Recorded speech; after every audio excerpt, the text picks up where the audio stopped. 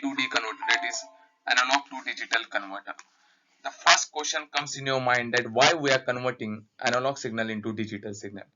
Because digital signal is easy to store and easy to process. Now we'll see the first type, block diagram of a counter type A to D converter. Basically it consists of following blocks: n-bit counter, DAC digital to analog converter, op-amp which is used as a comparator, and AND gate which is used as a controlling logic. Now n-bit counter counts number of pulses coming to its input. Means if there are 2 pulses coming to its input, it will count to 2 bit. So the main function of counter is to count the number of pulses from AND gate.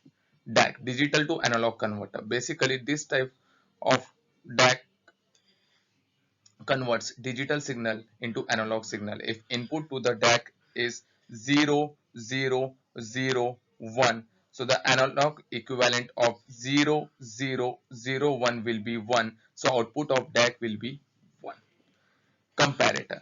Comparator is used to compare two voltages. Right? So I am considering here input equals to 3. So comparator output will be high if input voltage is greater than VD. If VD is greater than Vin, comparator output will be 0. When the comparator output will be 1? When input is greater than VD.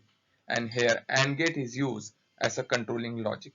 Now, when you switch on the circuit, initially n-bit counter value will be 0, 0, 0, 0.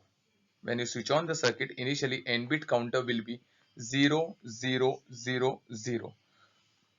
And this 0, 0, 0, 0 output of counter will be given to the DAC. So the analog equivalent of 0, 0, 0, 0 will be 0. So VD equals to 0. Now comparator will compare with input voltage. So input is 3 volt, VD is 0. So comparator output will be high because potential at positive is greater than negative terminal. So comparator output will be 1. This 1 output will be given to the AND gate input. AND gate will be on and it will be enabled, and AND gate will pass clock pulses to the counter. Counter will count first clock pulse. Counter will count first clock pulse, and the output of counter will be now 0, 0, 0, 1, which is given to the input of DAC. The analog equivalent of 0, 0, 0, 1 will be 1 volt. So output of DAC will be 1 volt. Again comparator will compare and it check the condition that when Vin is greater than VD, comparator output equals to 1. So 3 is greater than 1. So comparator output will be 1. 1 is given to the AND gate. AND gate will be enabled and second clock pulse is given to the input of a counter, and counter will count second clock pulse 2, and the output of counter will be now 0, 0, 1, 0.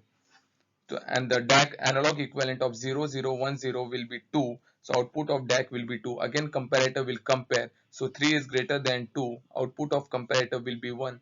AND gate will be 1. AND gate will be on, and third clock pulse will pass to the counter input. Counter will count 3 and the output of counter will be now 0, 0, 1, 1.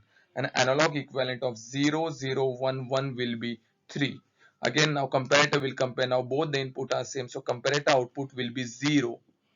AND gate output of comparator is given to AND gate. AND gate and the input to the AND gate is 0, so AND gate will be disabled and it will not on, and the counter and the clock pulse will not pass from AND gate to the counter, and counter stops, and this type of cycle will continuously going on. So the output of counter will be now, the output of counter will be whatever the value which is stuck previously will be your output. So which value is previously 0, 0, 1, 1 will be your output, means output of counter is 3.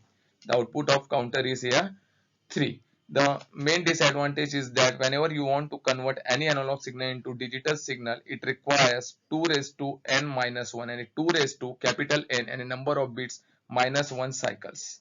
So this much cycles are required to convert analog signal into digital signal. That's all.